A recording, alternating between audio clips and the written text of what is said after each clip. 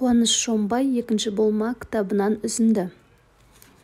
Егер өзіміздің нақты образымызды, формамызды қалыптастырып алмасақ, өміріміздің абстракциялы жалқау, еріншек образымызды жеңе алмаймыз.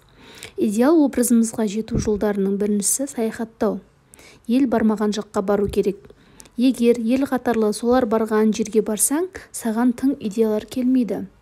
Мен жазда Сыктыварға емес, барлығы сияқты Анталияға барсам, қазір Руми асханалар желісі болмайтын еді.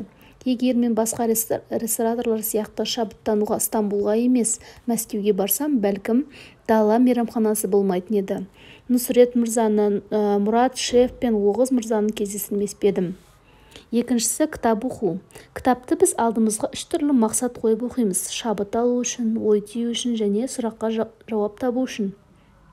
Бұдан да барлығы оқып жүрген кітаптарды емес, өзгеше ойлауға жетелейтін, өзінде қандай да бір қызығушылық тудыратын авторларды оқу.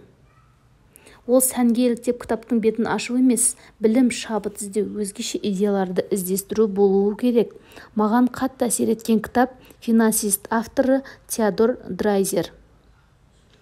Бір жақсы әңгіме бар, ол жерде есіме түсіп отыр.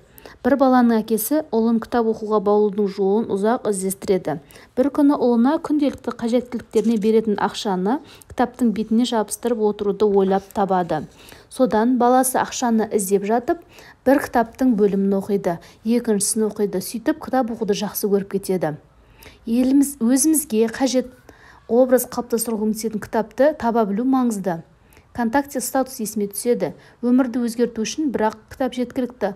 Ал ол кітапты табу үшін 10 000 кітап оқушы шығу керек.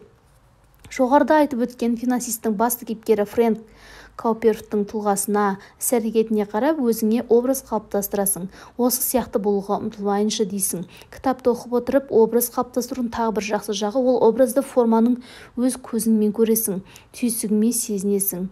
Ол қатып қалған образ емес, оны өзің ойыңнан құрастырасың. Үшіншісі телехикаялар. Қазіргі таңда телехикаялар өте көп, олармен күресудің қажеті жоқ. Сондықтан минусты плюске айналдырамыз да жақсы пайдалы телехикаялар көреміз.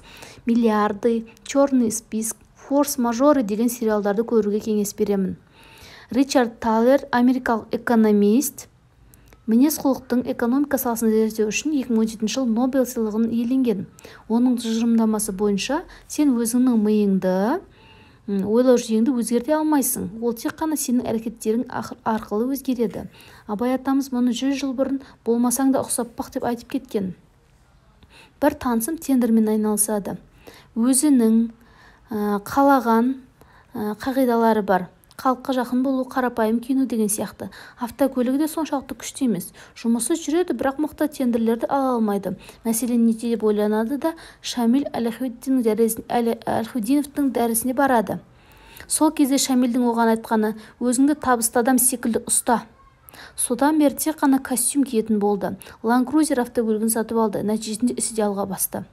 Брайан Трейсидің 96 жылы жазған кітабында да осыған ұқсас мысал жазылған. IBM компаниясы жарияланған тендерге бір айтишник маман 2 есе арзан, бірақ 2 есе сапалы жұмысын ұсынған, және бір компания сапасы 2 есе төмен, ал бағасы 2 есе жоғары өз жұмыстарын ұсынады.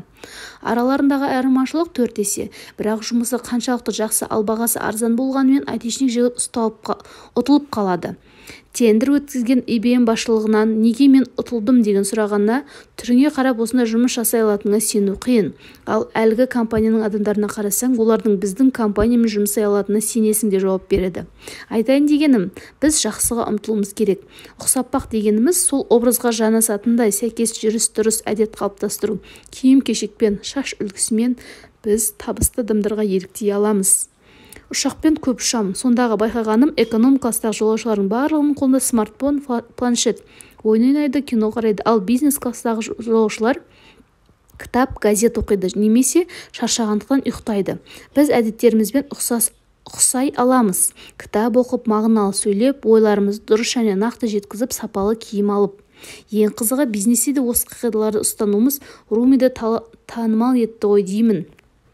Бизнесте де алдымен тауардың сапасы, одан кейін оның орамасы, визуалды эстетикалық әсері маңызды. Маған кәсібін енді бастап жатқан не ісі бар кәсіпкерлер бизнес туралы, оның ішінде маркетинг туралы сұрақтармен көп келеді. Әрине, барлық проблемаларын шешетін қарапайым сөздер мен фразаларды күтеді. Шындығында маркетинг буклеттердегі сиқырлы лозунгтер немесе бизнестегі құпия трюк, компьютерлік жасырын программа емес. Бұл ең алдымен өз қолданушыларының қажеттілігін түсіну, сол қажеттілікті өтеу, оларға жақсы өнім беру жолындағы тынымсыз еңбек.